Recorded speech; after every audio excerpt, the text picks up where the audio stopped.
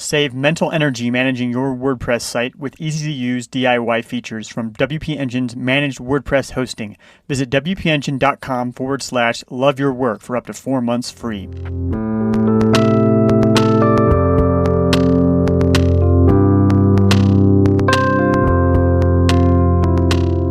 This is Love Your Work. On this show, we introduce you to the people and give you the tools to carve out success by your own definition. I'm David Pageview, and I'm a best-selling author and entrepreneur.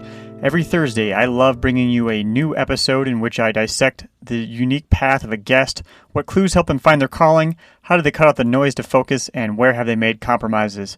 Or I bring you lessons I've learned for myself. If this is your first time listening, be sure to check out some of our most popular episodes: Jason Fried on episode 1, neuroscientist John Cunios on episode 8, and Laura Roeder on episode 9. And if you like what you hear, please subscribe on iTunes or wherever you get your podcasts and write a review. Just go to cateviat.net/review. I work really hard bringing this show to you, so when you subscribe and review, it will help me keep doing that for you. Thanks. Our guest today is Ryan Holiday. Ryan is the author of a new book, Ego is the Enemy. How can your ego hold you back in aspirations, your successes, and in your failures? Ryan covers it all in his book. You can buy it at cateviat.net/ego. As Ryan talks about in the discussion, he sort of wrote the book for himself. Ryan had an unusual amount of success very early in life. He dropped out of college at 19 to apprentice under author Robert Greene. He worked for Beverly Hills Talent Agency, advising multi-platinum musicians, and he was the head of marketing at American Apparel by the time he was about 21. In addition to writing books, Ryan helps other authors market their books. He's worked with authors like Tucker Max, who we spoke with on episode 29, and Tim Ferriss and James Altucher. In this discussion, we talk about how to recognize how ego holds you back in all aspects of life and work, and what to do about it. There are lots of helpful thoughts about how to balance your passion projects with your day job, and we also talk about so-called Pageview economics, something Ryan has a lot of insight into. If you want to know how media works, you should check out his first book, Trust Me, I'm Lying, Confessions of a Media Manipulator. You can find that at cateviat.net/trustme. Here's the interview.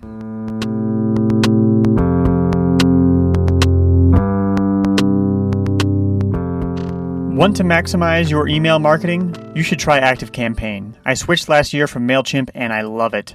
With email marketing, marketing automation, and a sales CRM, it's a powerful, intuitive, and complete platform. Claim your 14-day free trial of ActiveCampaign at activecampaign.com/loveyourwork.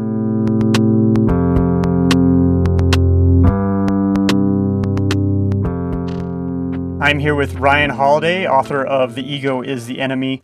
Ryan, what was it that compelled you to write The Ego is the Enemy? A lot of things, really. Well, I guess it's ego is the enemy, first of all. Sorry. Yeah, no. A lot of things compelled me to write the book. A big one was obviously the collapse of American Apparel in 2014, which I had spent a lot of time and energy in, and I believed a great deal in the company. When you watch, this firm that you watch become $1 billion company suddenly, be not far from bankruptcy, and a mentor of yours get fired by the board of the directors, all in a sudden sort of momentous event. It makes you wonder, what happened? Is this a path that I'm on? Could something like this happen to me? And the other bigger motivation, because I'd been thinking about writing this book before all that happened, was just a sense of, in my own journey as someone who became successful relatively early on in life, the way that success can sort of warp with your mind, the temptation to start to think that you're special or unique, or that this is fate, that this is how it's supposed to be.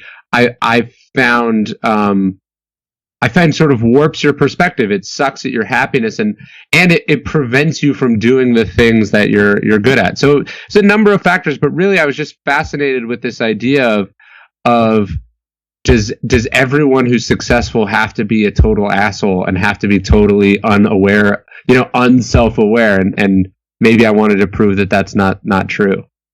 So it sounds in a way like you wrote the book for yourself or your younger self. Definitely. I mean, I think every writer is writing for themselves as at least a major part of the audience. I try to write for both a younger version of myself and then where I think where I'm going to be in the near future, right? So I'm writing for myself sort of right now, and I'm writing what I wish I knew a year ago or 5 years ago.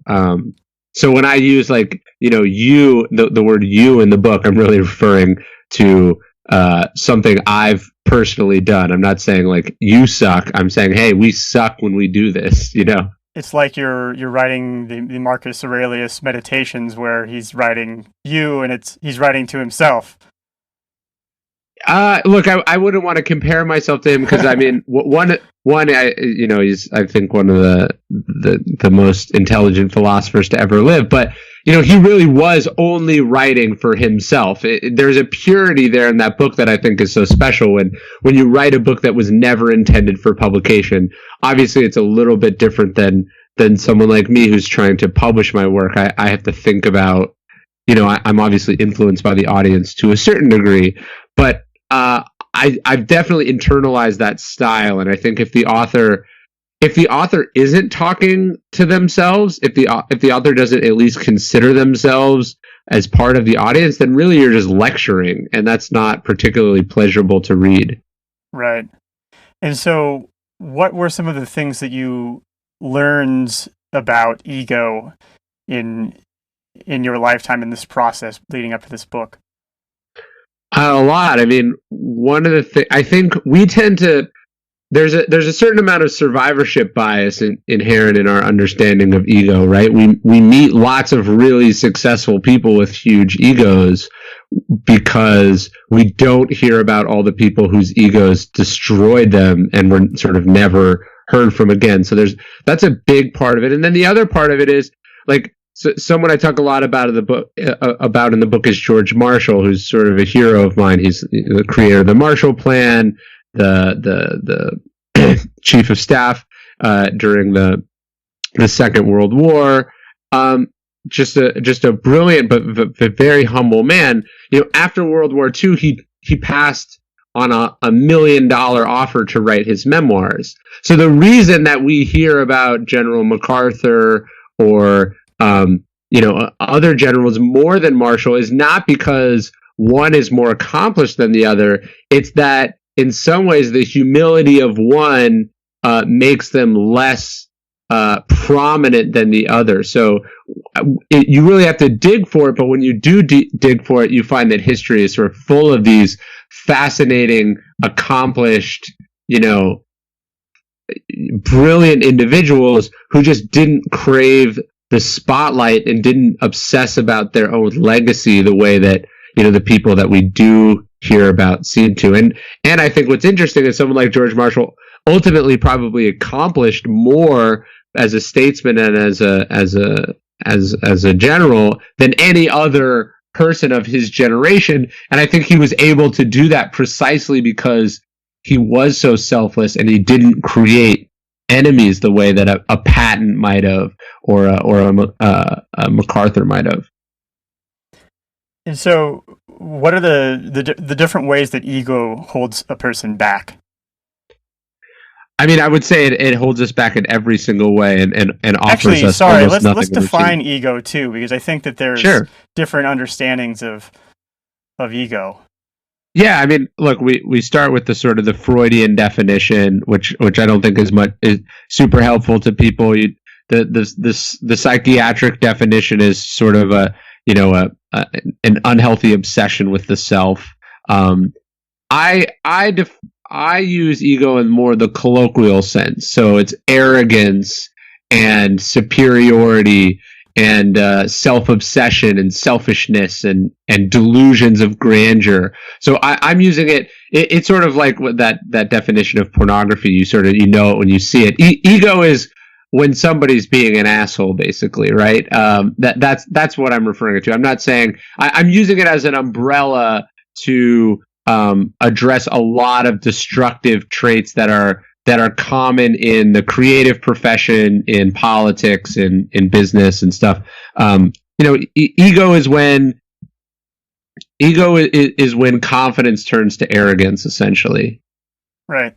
And in the book, it talks about how ego holds people back in aspirations and in success. And there was one other one. In failure. And in failure as well. So can we go quickly through those? Yeah. I mean, the idea is that any one of us is at either of those three phases at some point in our lives, right? Or at any point in our lives. So we're either aspiring to do something, we're either, dealing with success in one way or another, or we're going through some sort of difficulty or adversity. And at any one of those junctures, ego I see as an unhelpful ingredient to add into the equation, or a destructive one, really. So when you're just starting out and you're trying to you're trying to become a writer, you're trying to become a musician, or you're trying to start a company, ego is a toxic variable that disconnects you from the reality of what you're trying to do, that makes it impossible for you to receive feedback, that alienates you from other people, that distracts you from the work that you have to do. When you're successful, ego makes you complacent. It creates enemies, like literal enemies for you, competitors. It makes you delusional. It makes you paranoid. It makes you micromanage. It does all the sort of things that make maintaining that success more difficult. And then when you experience difficulty or failure, the problem is ego is then that voice that says, hey, they're screwing you over. This isn't your fault. Somebody else's fault. Yeah. Yeah, or it says this is totally your fault because you're a loser and you never should have been successful in the first place, right? Some of that imposter syndrome. Ego is preventing you from turning this negative experience into a constructive and a positive one. So the idea is wherever you happen to be, whatever you happen to be doing, you're not going to get much from leaning into ego. Right. And I mean, I can think about, as far as aspirations goes, there's this idea of the wantrepreneur and entrepreneurship, where I feel like a lot of people aspire to certain types of success, and it becomes a part of their identity, this aspiration. And then in some ways that holds them back from actually moving forward and trying things and testing themselves. Yeah, or they say, okay, I want to be an entrepreneur, so I want to be Elon Musk, let's say. And instead of sort of homing in on the work that someone like Elon Musk does, they say, how can I pretend that I am Elon Musk? And so they act like that person. They act as if they've already achieved the thing that they want to achieve. And they're sort of posturing. That's why we call them entrepreneurs, right? They're acting like they're posers, really, right? They're acting like they've done these things. They're reverse engineering what they think the correct pose or approach is, instead of saying, hey, what's the work that I need to be doing? What are the relationships that I need to be doing? What weaknesses do I have that, this person I aspire to be like, solved in themselves, et cetera, et cetera. Yeah. And as a, I'll put out there that I'm a recovering entrepreneur myself, but one thing that I realized the other day was that, it's almost like as if somebody picked up a basketball and then they were like, hey, I'm going to play like Michael Jordan now. I feel like entrepreneurship has this thing where there are all these skills that are required to be successful at it, but it has something about it where it's hard to see that. Maybe it's because people don't watch it on step by step on television or something like that. And that makes it this nice cozy blanket that you can sit inside, that you have this identity that you're this entrepreneur, and you can aspire to being like Steve Jobs or Elon Musk or something without realizing how much work actually goes into it. Yeah, it's probably a little bit like the iceberg theory, right? We're just seeing the top 10%, and we're ignoring all the things that are under the surface. And, you're seeing, you and I we saw Steve Jobs at his apex. We did not see Steve Jobs when he was our age. We did not see Steve Jobs when he was starting his company. We didn't even see Steve Jobs when he was at his worst, when he was fired from Apple, like deservedly so, right, for being an asshole. we see what he's able to get away with as the CEO of the world's most valuable company. Yeah, I mean, Apple started in like 1976, and how long was it before like they really hit their stride? Like 2006, 30 years later. Totally, and the amount of work and relationships and meetings he had to sit through and things that he didn't show up and park in a handicap spot on the first day. That's not how it worked. Not that he should have done that, but I think here's what I think people miss. They see the egos of successful people and they confuse correlation and causation, right? They think that the ego is somehow what's allowed them to be successful, instead of the fact that it's like, hey, Steve Jobs is so supremely talented and so presciently called a handful of technological shifts in the American culture that he was able to get away with being a colossal asshole and doing these things, right? And people tolerated it, but even as they tolerated it, they shook their heads and they were like, this is so unnecessary. You don't need to be doing this. Why are you screaming at people? This is only making this harder for you, right? We see that with a Kanye West. We go, oh, Kanye West, like you must need to be, insane to be a great rapper. And it's like, no, actually, how much better would Kanye West be if he didn't spend his time, acting like a weirdo? Right. And actually, it's sort of like the success makes it easier to have this extra ego in the... Yeah. And then it's a halo effect. And then you hold you back in subsequent success. Yeah, it's a bit of a halo effect, and I think that's one of the things that we miss. We go, this person is successful compared to me, therefore their ego must not be a problem. What we don't say, because you're not in the boardroom when Kanye West is negotiating something or working on something, we don't see, and I happen to have seen it with a number of successful people that I've worked with. You don't see how they want to accomplish certain things, but they're often the main impediment for achieving that thing, right? They're the reason, they're the reason that they don't have all the success that they want. Their ego is what's preventing them from achieving their own relative goals.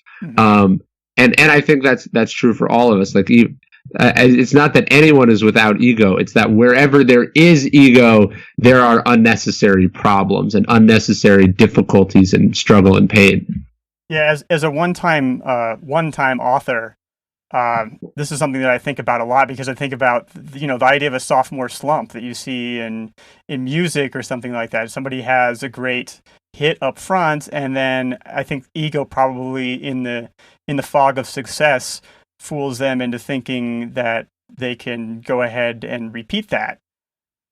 In both ways. I mean, look, I saw this. So my last book was much more successful than I'd sort of anticipated it would be.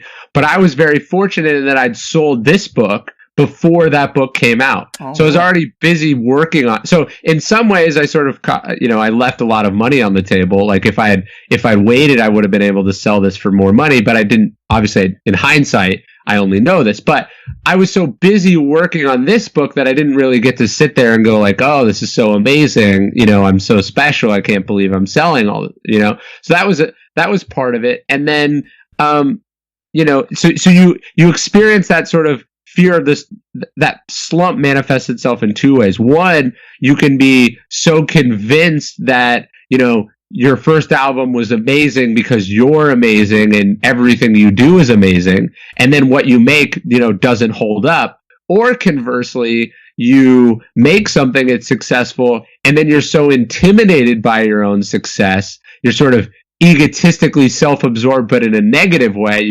I could never do this again. It was luck, it's blah, blah, blah. When really you should be zeroing in, okay, what actually made that?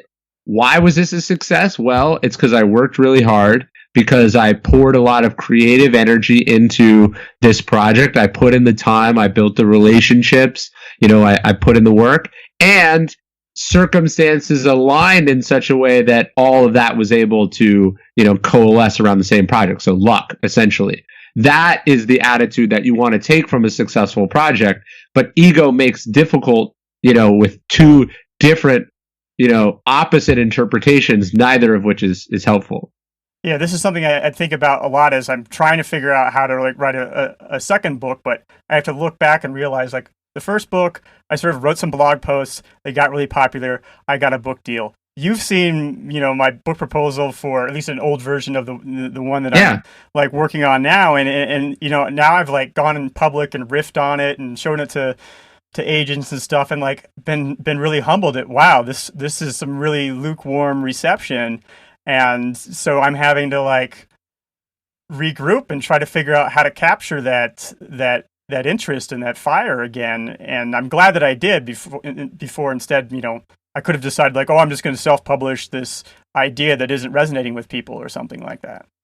Sure. I mean, look, the same thing happened for me with this book. The first proposal was rejected. The second proposal was rejected. The third proposal was kind of rejected and then begrudgingly accepted. And then the book itself became something even radically more different than what either of us had anticipated. And so you have to have that flexibility to be able to adjust. If you had been convinced that the proposal that you made was pure greatness, or if I was convinced that, what I had made was just misunderstood and these idiots didn't realize what, they didn't realize who they were dealing with, I would have forced something that ultimately I was wrong about, right? I would have, there's a quote from Epictetus that I have in the book: one cannot learn that which they think they already know. One can't get feedback on something that they profoundly believe is perfect, or one cannot learn if they believe that they are better than everyone else. And so I think that's the tough situation that we put ourselves in with ego in a creative profession that is so dependent on a fluid connection to feedback and reactions. Yeah, and there's how ego affects a person in failure or adversity. Is how do you view that? Is it a bunch of people who are idiots who don't get what you're saying, or is it feedback that you can use? Right, because so often we fail, and then when we blame other people, now we don't think that we failed. We think that they failed us, so we double down on whatever we did, in the first place. And so that's how, we're sort of leveling up our failure. It's another nice, comfortable, warm blanket that we can wrap ourselves in. Sure, yeah. I mean, look, the reason ego exists is comfort, really.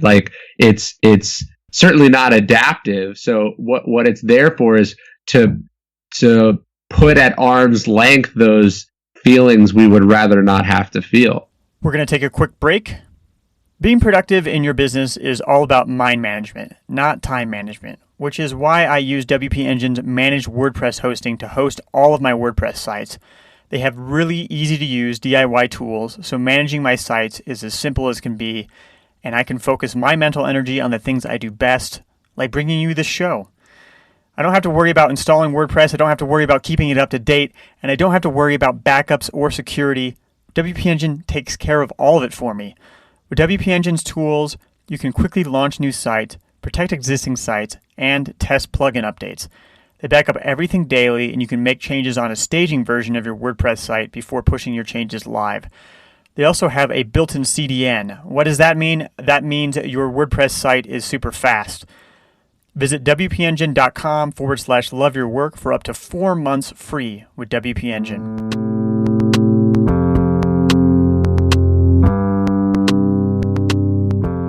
I want to go through some of the ways that you personally have fought ego or encountered. You mentioned American Apparel, and I remember hearing in your Tim Ferriss podcast some kind of AntiMaterialism stoic thoughts. Yeah, I thought that was really interesting because, if you are materialistic, and I think you might have mentioned this in the book, if you're materialistic, it can put you in financial positions where, okay, now financially I have to do things that are not close to my core in order to sustain this sort of thing. Yeah, totally. If you're, even with my books, right? Because I have a successful business, I'm able to play the long game with my books.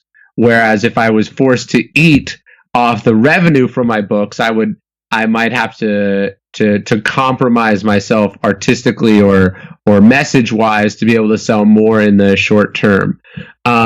But I think what happens is people get themselves in a position where they think their material possessions say something about them as a person. So having a nice car is central to your identity. Having an impressive house that, takes people's breath away is central to your identity. Having your kids in private school is essential to your identity. Any number of these things. And then it prevents you from seeing transactions or life choices in an objective way, because having that money is necessary to continue this sort of illusion that you've created for yourself. So, you don't want to walk away from your Wall Street job to do some other thing that you might actually make you happier, because you don't know who you would be if you're not driving a BMW.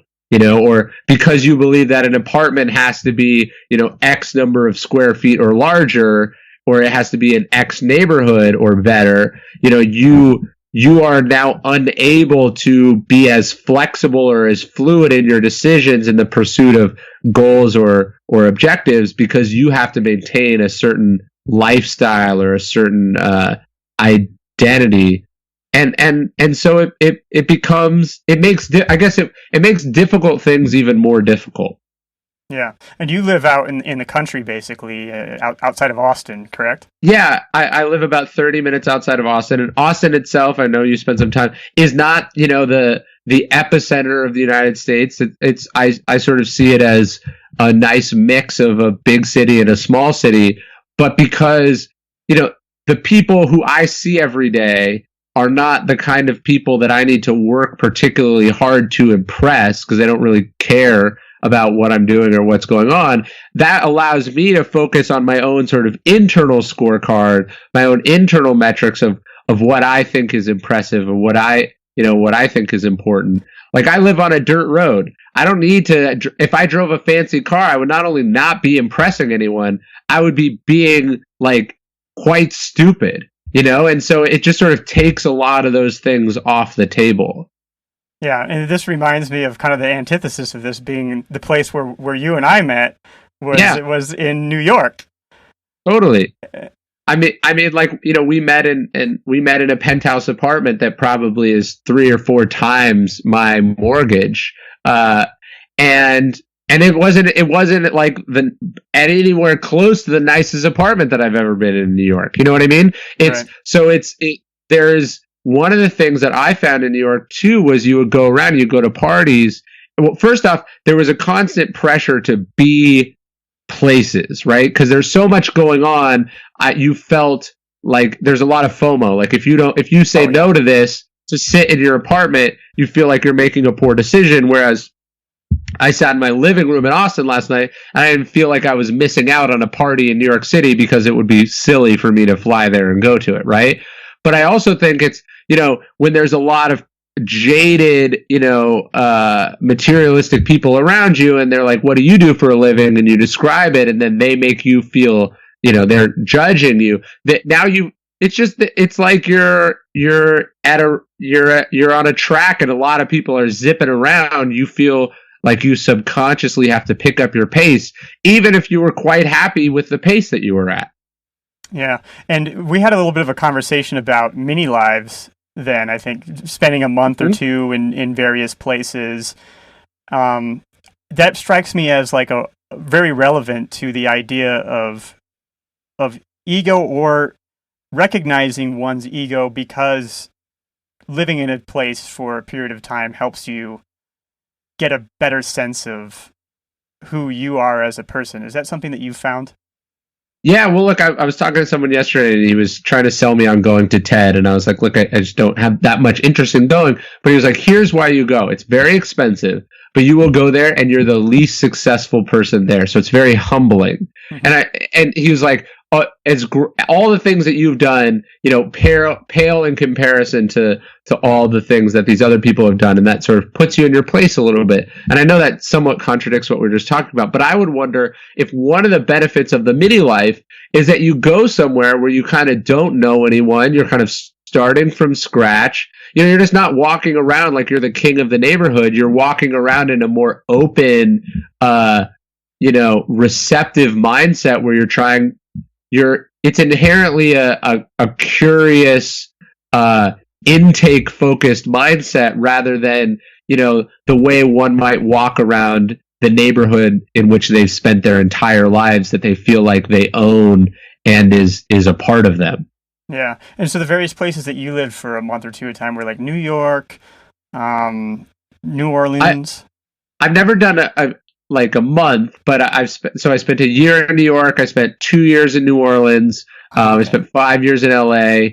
And then I travel a lot. I spend longer periods of time. I'll spend 2 weeks in Miami, or I'll spend 3 weeks, in Europe on a speaking gig / writing, session or whatever. So I spend a lot of time in different places, but I have felt every time I've gone somewhere and had to kind of reinvent my life, even moving to the city in Austin and then moving to the country, you're forced to relate to new people and remake, your routine in a way that I think is good because it breaks down some of the bad habits that you might have accumulated elsewhere.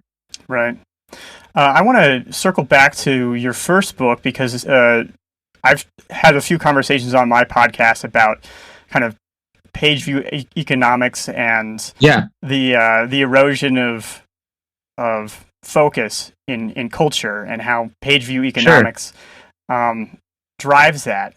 So maybe you could give us an introduction to Pageview economics, first of all. Well, I think people are more familiar with it than maybe they realize. It's like, why do you think, why a few years ago, why was every article broken up into 5 pages, or into a slideshow? It's to get you to click more. Why does Facebook autoplay its videos, whereas YouTube doesn't? It's to get you to watch more videos. Like, in a world where the media is advertising supported versus subscriber supported, and it's really easy to do design tweaks. All of these products are designed to be as addictive as humanly possible to generate as many clicks as possible. And so that's why every headline is inflammatory, every article is polarized, every image or thumbnail that you see is provocative. The idea is, how can we get you to click so we can sell that click to another person in essentially a real-time auction? That's how the media works today. And the result, I think, has been a complete, collapse of any political or social or cultural order, and it's very difficult to make sense of. Right, and I thought a great observation that you had in there was, if you are a journalist and you invest in a company, it's considered unethical for you to write about that company, right? It's a conflict of interest. Conflict of interest. However, a lot of these media companies, or maybe all of them, I've even heard of friends who are journalists at what I would consider to be reputable publications. Their performance is evaluated on the number of page views that they are able to generate. Yeah, so that makes, in my opinion, every article that they write a source of conflict of interest. Very totally. Clear, yes. Totally. And it's not as if they're when an author is selling a book, you understand they want you to buy it. But that's a financial exchange that you're entering in willfully. What's different is when you read it, when you see a headline and you think, "Oh, is that true?" And then you don't realize that the person who wrote it, who positioned it, was incentivized to make you click it. And is not, there is zero consequences for you being disappointed once you've clicked. You can't unclick, you can't unlike, it's when their role is to steal as much attention from you as they possibly can. Right. A perfect example of this, I just was listening yesterday to a Louis C.K. podcast interview, and he just released this series, Horace and Pete. He self-funded it, and he, on Howard Stern, said, oh, I still haven't made my money back yet. And so everybody, which is ridiculous, because it would there's no way he could make it back that fast. He had to take debt to make the show, and of course all the journalists run with it. Louis C.K. is broke, Horace and Pete was a failure, etc., etc. And the actual story is just it's done pretty well, and he hasn't made his money back yet. And what I think is so fascinating about it is all those people, or many of them, cover entertainment for a living, and they know that most entertainment projects do not make money immediately, and that the entire concept of the entertainment business is that you lose money for the first few years and you make up the money over the long term, right? Like once it's streaming on Netflix, I mean, a single Netflix deal will make him whole on that project, from what I'd heard about it. And so you see, it's not just that they're sensationalizing. It's people who know the actual truth, deliberately presenting things in a misleading or inaccurate way, because that's in their interest. And so people are reading things that are genuinely presented as true but are knowingly false, because that's what suits the interest of the people writing it. And look at the way that ego fuels that. These people are surrounded by other people living the same sort of lifestyle, and maybe they live in the go ahead and look, about that bit. they're all oh, did you see Business Insider got 1 million page views writing about Louis C.K. being broke? Let's write the same. They're all competing with each other to get more traffic than each other. It's all, how many followers do we have? How many views did this article go? It's this competition, and no one is thinking the longer game of, hey, does anyone trust us anymore? Do we have any actual readers who give a shit what we're talking about? Right, and this is maybe a little bit abstract, but on the outside of that is just this sort of existential crisis that they might be having, like, oh, this is important to my career, or gosh, I've got to pay my $3,000 a month studio apartment rent in New York somehow, and all these things that create the fuel for them to continue that. Totally. Jake Dobkin, who runs Gothamnist, which is one of my favorite New York sites, he's talked about for a long time just the sheer ego and ridiculousness of the New York Times pretending that they need to do these things to compete with Pageview journalism, when really they could sell their headquarters in Times Square for billions of dollars, move the paper to some less sexy place, whether it's New Jersey or Philadelphia or upstate New York, produce the exact same, quality of work that they were famous for, funded by, their ability to say, hey, our address does not define who we are as an institution. And so, even in Austin, which I'm sure you saw, that the Austin Chronicle, the Austin Statesman is on this beautiful riverfront property right next to downtown, which is worth probably tens of millions of dollars. Meanwhile, the newspaper, produces crap to appeal to sort of Pageview hungry readers in social media, but they could move to the suburbs and avoid all of that. But ego is what sticks you there. I mean, is there any way out? It seems like this has gotten so out of hand that the economic equation just feels so broken. What's the solution? Do you have theories on that? I mean, I wish I was smart enough to come up with a solution. I don't know what it is. I think what first has to happen is that audiences have to realize just how manipulative. You can't trust the people. The people who are doing the manipulation are not suddenly going to wake up and be like, "Hey, we got to stop manipulating people." I think audiences have to be the sort of impetus for that change. But look, there's plenty of success stories. I think I wrote an article recently about the Wirecutter, which is the Wirecutter did $115 million in e-commerce transactions last year with like a staff of like 10 people, because instead of supporting their site through advertising, they supported it through actually recommending products that people like and buy. through affiliate links. And so, there are people who are experimenting with different economic media models, but sadly, they're more the exception than the rule. I mean, I know this is something that I personally am starting to, okay, if there's a podcast that I listen to, I try to donate to it, or I subscribe to the New Yorker. Like, it's like going to Whole Foods and buying, some healthy food instead of some junk food. Not all calories Not all calories are created equal, and not all calories are equally ethical, right? And I think we're starting to realize that about information as well. Yeah, I feel like people are at least starting to wise up a bit. There's been some backlash, I think. Hopefully.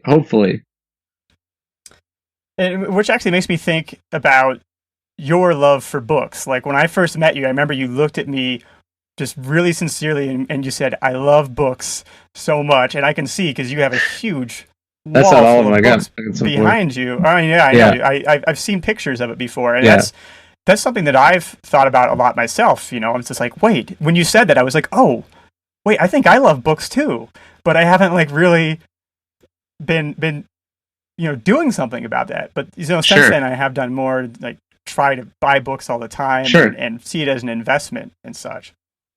Yeah, I mean, look, I think books are immune in some ways to the economics that we're just talking about, because they are a transaction between consenting parties. And if you read a book and the author lets you down, obviously you don't have recourse. You don't just get a refund, but you don't buy from that author anymore. You're like, that guy sucks. If someone bought my book and they hated it, they're not going to be tricked into buying my other books the way that they might be with an article. And so I think that's great. And also, look, books are, as a physical product, a book is designed to stand the test of time. We still read Homer, we still read Thucydides, these are books that have lasted for thousands of years. And that's not to say that, what I write is going to last for thousands of years. And that would be ridiculous to think so. But I'm trying to last more than a morning or more than, a weekend of social media sharing. I'm trying to make something that lasts for a year or 10 years. And so I'm less incentivized to take shortcuts or to bend the truth or the facts, because it doesn't suit me. Yeah. We are getting really close to the end of our time here. So I want to get to some of the rapid fire questions. Let's do it. What's the biggest compromise that you've had to make to get where you are today? I mean, look, making a book is a never-ending series of compromises, from the cover to the title to the content, right? So I feel like traditional publishing has been quite a few compromises for me, but ultimately, I don't think I'm giving anything up. I think it's that compromise that's getting me closer to what I need or want to do anyway, that if I given my own way immediately, I wouldn't have thought of. Right. And you've used this phrase already. I promise this is actually one of my canned questions. When was the time that you left money on the table? And what did you get in return? A lot. I think one of the things, I have an Airbnb rental. I'll give you an example. I have an Airbnb rental, and so it'll get rented out, but so oftentimes at an inconvenience to me, right? And so I was thinking recently, like, oh, this person wants to pay me this, and then I realized, like, but then I have to drive there, then I don't have access to it. It'll be hugely inconvenient. And I had to do this calculation, which we don't do enough, which is, what is an hour of your time worth? Like, what is your time worth? And are you making more, an equal or a more amount to that time? And if you're not, it's not usually worth it. And I have to think about that a lot. It's like, hey, it would be cheaper if I drove my car there. But if I take an Uber, I can sit in the back of the car and I can work, or I can do a phone call, or stuff like that. So I try to leave money on the table when I'm not actually leaving money on the table. It just feels like I'm leaving money on the table. So you have to make a counterintuitive calculation. Yes. What was the last book that you read that changed the way you saw something? All the time. I just read this book called Lincoln, an Ethical Biography, which I loved. And you're from Chicago, right? Well, I mean, that's where I spent the last 8 years or so. Okay. Well, Lincoln's a fascinating character, and what this book was talking about how we bend over backwards to deny or pretend that Lincoln wasn't a politician, which is really counterproductive. He's like, look, Lincoln was a career politician. That was his job. He just also happened to be an ethical human being who believed in what he believed in. And so to me, it was like, oh, wait, politics doesn't have to be dirty and disgusting and awful. In fact, pragmatism and purpose can coalesce with each other. And it's exceptions like Lincoln that should, sort of urge all of us to a higher standard. Yeah. Do you make your bed? No. It's not one of your rituals or anything. It's not. I mean, I've heard great things about making it a ritual, but I usually just wake up and leave. Actually, I'm surprised very few of the guests are bed makers. It's very easy in theory to tell people to do it, and then I just never do it. Yeah. Do you have a final message for our listeners who are looking to carve out success by their own definition? No, I don't have any specific advice. I would say, in my life, one of the things that's been mentors have been very helpful to me, sort of building those relationships, attaching myself to people who I wanted to be like and helping them and learning from them. And then the other thing is that, we sort of lionize passion in our society, that like, you got to pursue your calling or your passion. And we don't realize that oftentimes, having something that you're pretty good at but not super passionate about that might be lucrative can help fund or make those passionate projects more sustainable. So I urge people not to be so closed-minded about like having a day job or a profession or whatever. All right. And where can people find more of you? RyanHoliday.net or at Ryan Holiday on Twitter. Great. Well, there's so much more I wish I could talk to you about right now. Like, for example, all those index cards, and I know what those are behind you. Yeah. I was going through my books recently. Yeah. Yeah. But we are out of time, and I have to thank you so much for coming on the show. And Ego is the Enemy is a great book. Congratulations. This is amazing, man. I really appreciate it. We'll talk soon. All right. Thanks.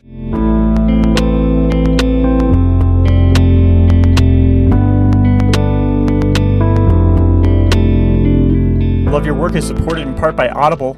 You can try Audible for free at cadavy.net/audible. Choose from over 180,000 audiobooks on any subject that you can imagine. Go to cadavy.net/audible and claim your free audiobook.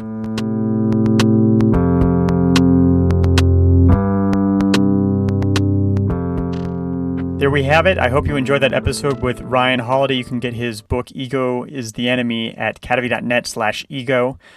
If you enjoyed that conversation, particularly if you enjoyed the conversation, the part of the conversation about media, about Pageview economics, you might want to check out my conversation with Nir Eyal on episode 21. You can also subscribe to my book recommendations, mostly the nonfiction, on a variety of topics, at cadavy.net/reading. Sign up and you'll get my first set of recommendations right away. And you'll be supporting the show if you buy any of those books through the links in the email. This has been Love Your Work, and I'm David Cadavy. The theme music for this show is CNU, performed by the Album Leaf, courtesy of Sub Pop Records. Love Your Work is a production of Cadavy.